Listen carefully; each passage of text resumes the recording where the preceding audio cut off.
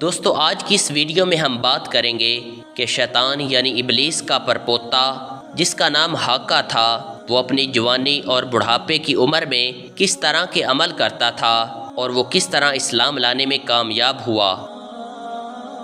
حضرت عمر رضی اللہ تعالیٰ عنہ فرماتے ہیں کہ ایک روز ہم حضرت صلی اللہ علیہ وآلہ وسلم کے ساتھ تہامہ کے ایک پہاڑ پر بیٹھے تھے کہ یکا یک ایک فقیر مرد ہاتھ میں عصا لیے ہوئے حضرت صلی اللہ علیہ وآلہ وسلم کے سامنے آ کر حاضر ہوا اور آپ صلی اللہ علیہ وآلہ وسلم کو سلام کیا۔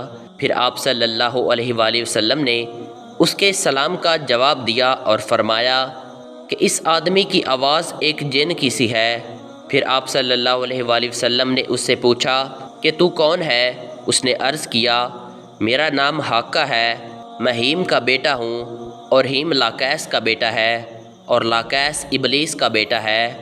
آپ صلی اللہ علیہ وآلہ وسلم نے فرمایا کہ ابلیس اور تیرے درمیان میں دو ہی پشتے ہیں، بتلا کہ تیری عمر کیا ہوگی؟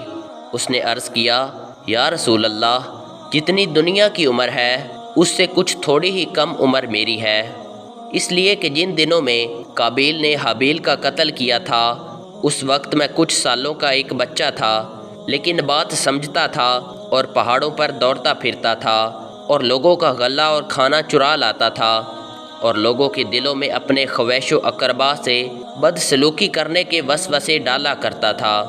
حضرت صلی اللہ علیہ وآلہ وسلم نے اس سے فرمایا کہ تیرے بڑھاپے کے عمل تو ایسے ہیں اور جوانی اور بچپن کے کام کیسے ہوں گے؟ تو بہت ہی برا شخص ہے۔ اس نے عرض کیا یا رسول اللہ صلی اللہ علیہ وآلہ وسلم آپ مجھ کو ملامت نہ کیجئے، اس واسطے کہ میں اب توبہ کرنے آیا ہوں اور میں نے حضرت نوح علیہ السلام سے ملاقات کی ہے اور ان کی مسجد میں ان کی صحبت میں رہا ہوں۔ پہلے میں نے ان کے ہاتھ پر توبہ کی تھی اور 1 سال ان کی مسجد میں رہا ہوں۔ حضرت ہود علیہ السلام اور حضرت یعقوب علیہ السلام، حضرت یوسف علیہ السلام کی صحبتوں میں رہا ہوں اور حضرت موسیٰ علیہ السلام سے میں نے ملاقات کی ہے اور ان سے توریت سیکھی تھی۔ ان کا سلام حضرت عیسیٰ علیہ السلام کو پہنچایا تھا اور حضرت عیسیٰ علیہ السلام سے بھی ملاقات کی تھی۔ حضرت عیسیٰ علیہ السلام نے فرمایا تھا کہ اگر محمد صلی اللہ علیہ وآلہ وسلم سے ملاقات کرنا ہوا تو میرا سلام ان کو پہنچانا۔ سو اب میں اس امانت کو پہنچانے کے واسطے آپ صلی اللہ علیہ وآلہ وسلم کی خدمت میں حاضر ہوا ہوں، اور یہ بھی میری آرزو ہے کہ آپ اپنی زبان مبارک سے مجھ کو کچھ قرآن شریف تعلیم فرمائیے۔ چنانچہ حضرت صلی اللہ علیہ وآلہ وسلم نے کئی صورتیں جیسے سورۃ واقعہ، سورۃ مرسلات، عما یتساءلون اور چاروں کل وغیرہ اس کو تعلیم فرمائے، اور یہ بھی آپ نے اس سے ارشاد فرمایا کہ اے حاقہ جس وقت تجھ کو کسی چیز کی احتیاج ہو تو میرے پاس آنا اور ہم سے ملاقات نہ چھوڑنا۔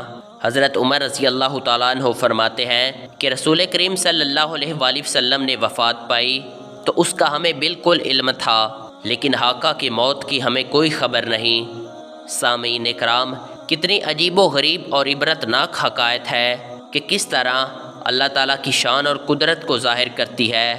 شیطان کا پرپوتا تو ایمان اور اسلام لا کر جنتی بن گیا، لیکن کتنے ہی انبیاء کرام کی نسل اور اولاد ایمان و اسلام سے بے بہرہ ہو کر اپنے آپ کو جہنم کا ایندھن بنا کر چھوڑ گئے۔